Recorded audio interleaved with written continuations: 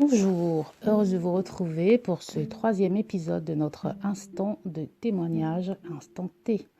Aujourd'hui, ce sera un témoignage un peu plus court, mais non moins puissant, car il témoigne de la force de la parole de Dieu et du fait que nous devons croire chaque parole, chaque promesse écrite dans la Bible. Alors Laetitia a souhaité me raconter son témoignage plutôt que de l'écrire elle-même.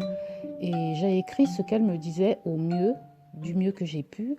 Et je n'ai rien rajouté à son témoignage et je l'ai revalidé avec elle avant de le diffuser. Donc j'espère qu'il vous bénira et vous encouragera.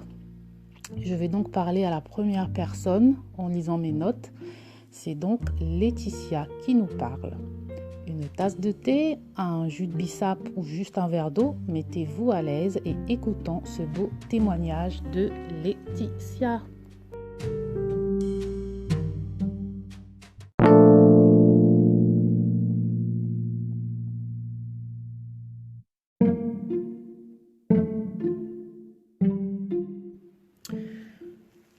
Je commence donc le témoignage de Laetitia.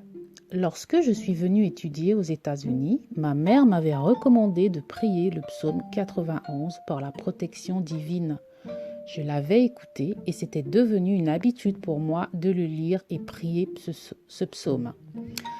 Je l'avais même recopié sur un bout de papier que je gardais avec moi dans mon portefeuille. Un matin, je priais comme d'habitude dans mon appartement et j'ai prié avec ce même psaume 91. Quelques minutes après ma prière, j'ai entendu sonner à ma porte et c'étaient les pompiers qui venaient m'évacuer.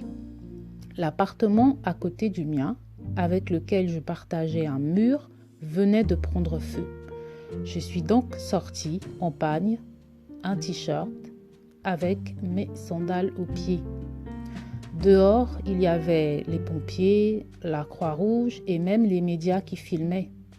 D'où nous étions, je ne pouvais pas voir mon appartement, mais je voyais des flammes et je pensais que j'avais tout perdu.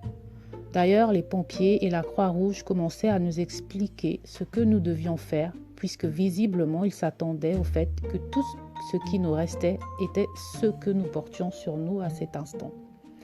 Je pensais réellement que j'avais tout perdu.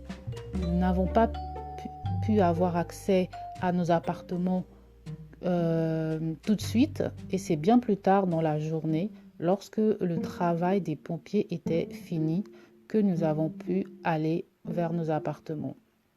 Un de mes amis était venu m'assister.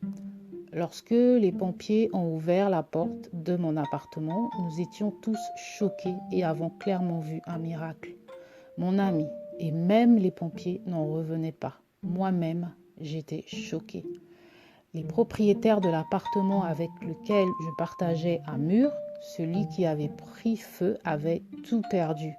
Les autres appartements au-dessus et en bas du mien étaient soit endommagés par le feu, soit inondés d'eau.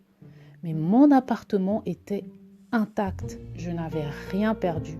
Pas la moindre fumée, ni même une marque. C'était comme s'il ne s'était rien passé. Un vrai miracle. À ce moment-là, je me suis souvenu des promesses du psaume 91 qui dit « Celui qui demeure sous l'abri du Très-Haut repose à l'ombre du Tout-Puissant. Que 1000 tombent à ton côté et 10 000 à ta droite, tu ne seras pas atteint.